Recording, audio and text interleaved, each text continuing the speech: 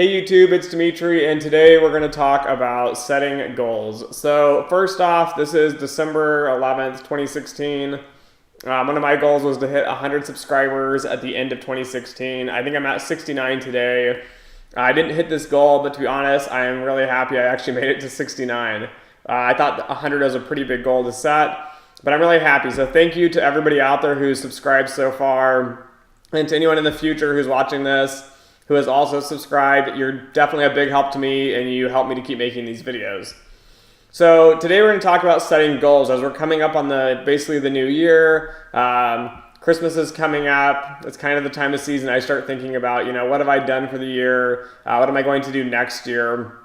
And so I want to talk about more or less the importance of goal setting and how to set goals and why we're setting goals. So just to start off with, I set goals every year. I understand, and I'm hoping that most of you relate to this, but setting goals is painful and it's difficult to do. And the reason I say that is because it's easy to go every year.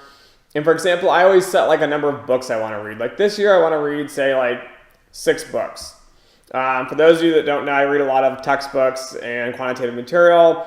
And again, I'm not the biggest fan of reading, but I understand the importance of it. So I try to force myself to read. And at the end of the day, I always get really excited when I finish the book. But this goal is something that's easy to do. I do it every year. But it's somewhat, it's redundant. It's repetitive. It's beneficial to me. But I think really setting other goals is difficult, right? So the main goal that all of us should be aiming for is where are we going to be, for example, in 5 years? Where are we going to be in 20, 30 years? I mean, what do we want to be remembered as we die and people look back on our lives? What were we about? What did we mean? And so I don't think you can actually get to that point. I think you'll be a huge failure if you don't set goals. And so the hardest part of setting goals is figuring out where you want to be. And even myself, I'm 27 years old currently.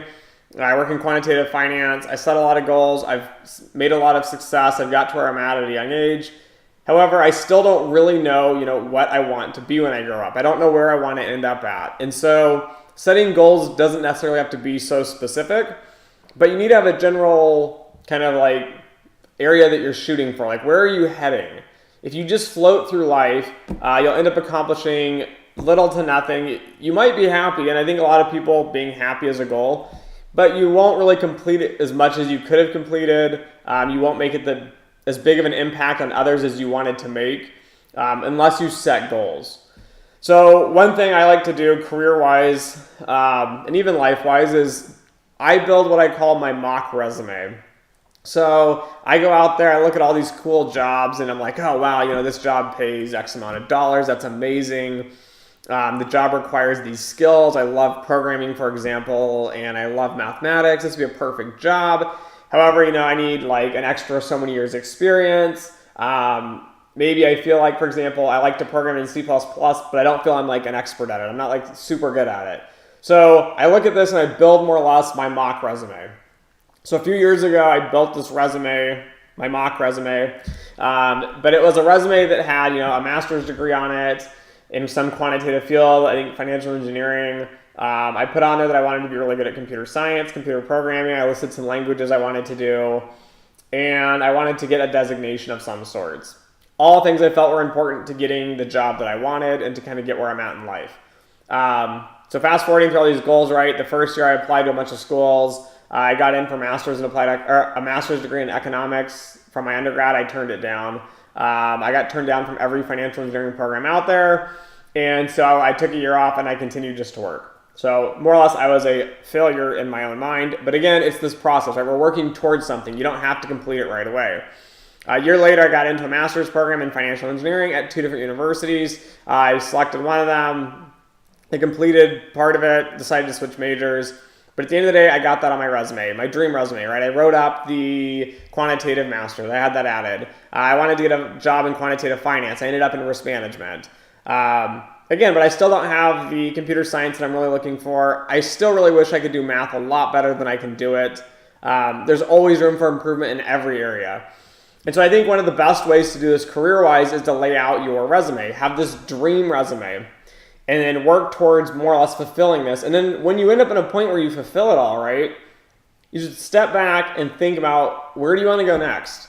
right? What's that next dream resume? Like when you built the original dream resume, you looked at that as like a 5-year plan, for example, and you thought like, oh, there's probably like a 50% chance I'll get there, but I might not. There's a lot of difficulties. You know, it's a dream resume. It doesn't have to be necessarily 100% practical or easy to complete. But you need to keep building more or less the dream resume as you move out. As you complete more and more, you should revise this.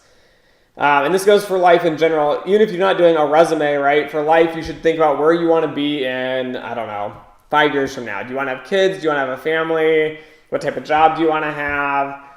What skills do you want? Are there any new hobbies you want to master? All of these are valid goals that you should be looking for. And so the hardest part, though, is really sitting down and nailing down exactly what you want to do and thinking about why you want to do it. If you sit down and you make goals out in like an hour, you probably didn't do a very good job at making goals.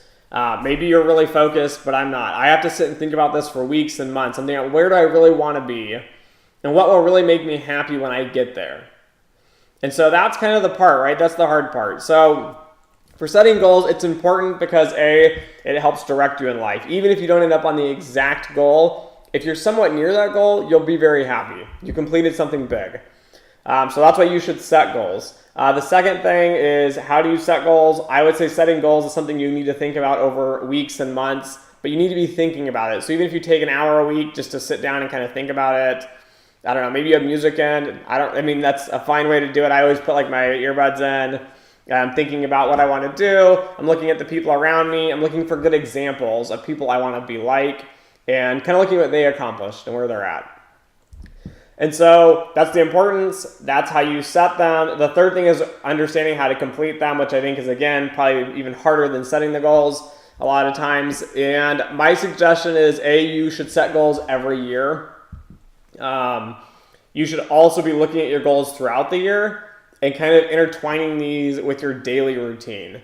So for me, learning, for example, programming, or I had another goal of writing a paper, getting published, it's something I intertwined with my work. So my paper, my reading, a lot of it is what I love to do, and that's what I do for a living. I do risk management and quantitative finance. And so I try to intertwine that with my work. So when I have like a lull at work, I'm not wasting time. And this is important because you need to intertwine your goals throughout the year. And so I would recommend, trying to keep your goals somewhere where you can see them.